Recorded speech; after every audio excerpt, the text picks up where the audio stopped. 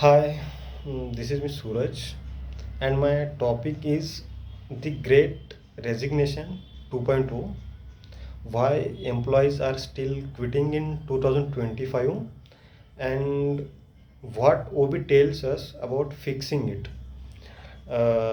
Let's start it. I'll start this conversation with my experience.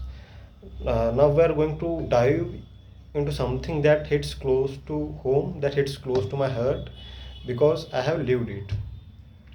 Let's start this conversation with my experience that in the last month, my best teammate Priya updated her LinkedIn, and it was like open to work. Then we just celebrated her 2 years anniversary. In this 2 years, she didn't say a word about she was planning to switch the job, or she was some kind of in the search of some kind of another job. Then one Friday, her desk was empty. That moment stuck with me because in 2025, this isn't rare, it is the norm. And while preparing for this podcast, I have read some news articles and some research papers. Then I found one research paper from Gallup. Basically, Gallup is a global analytics and advisory company. It is known for its public opinion polls and workplace studies.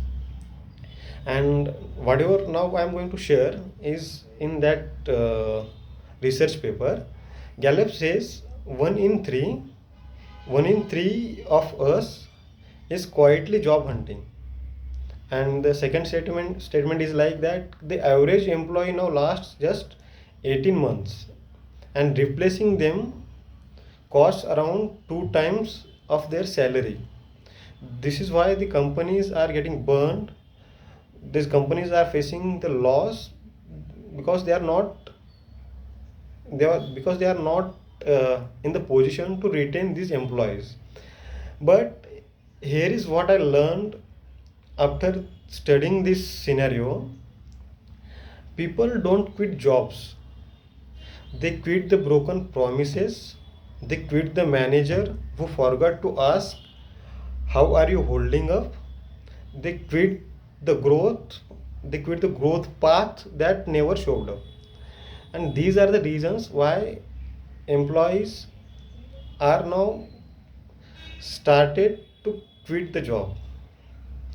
And this is not a great resignation anymore. I think this is it is the great re-evaluation, and it is personal. Today we will try to understand why people leave, and we will try to learn that one conversation which can make them stay. And this is for every leader starting at an empty chair, and every one of us who is thinking that am I next. Let's begin. I'll try to give you a case study. While preparing for this podcast, I have also read a case study from Amazon. Basically, the CFO of Amazon, Andy Jassy, in January 2025, he just said a statement, and it was like a bomb for the workers. He said that everyone has to attend the office 5 days in a week, and there is no exception for anyone. And the reaction that the Amazon has got from the employees, it was completely an explosion. Employees shouted, saying that this is a secret layoff, a sneaky way to make people quit so the company doesn't pay severance. On LinkedIn and Blind, everyone started rage applying, updating profiles, sending their applications like crazy. And now we will now we'll try to how we can solve this resignation problem. I'll try to give more realistic approaches that can help the organizations to stop these resignations. Now we will learn how we are going to stop this massive crisis that the all these major companies are facing. First of all, I can say that how this OB is helping us to fix the problem. Okay, OB fixes the problem before it arrives. Let's try to understand it in better way. Remember how OB fixes the broken trust. Now, the psychological contract, how the psychological contract works, it is the silent deal, and it is like you give me flexibility, I give you loyalty. If you break it, then you are going to face the resignation that employee is gonna do.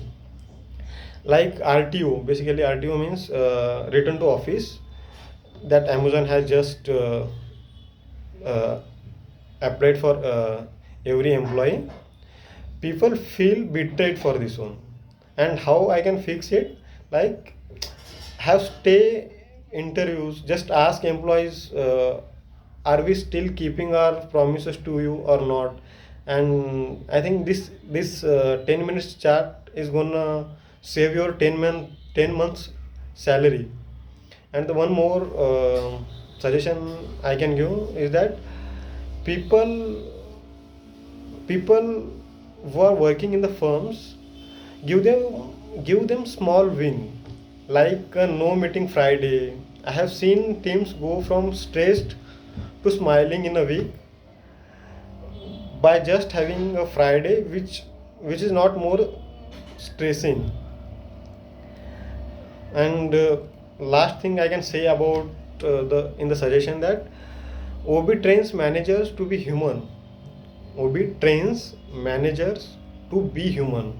Gallup says 70% of how people feel at work comes from their bosses.